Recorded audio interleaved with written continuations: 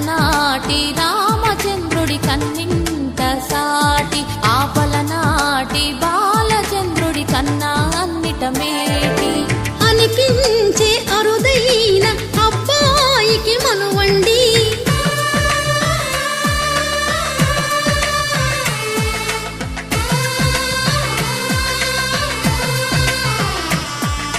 తెలుగింటి పాలసంద్రము కనిపించిన కూన, శ్రీహరి ఇంటి దీపమల్లే కనిపించిన జాడ.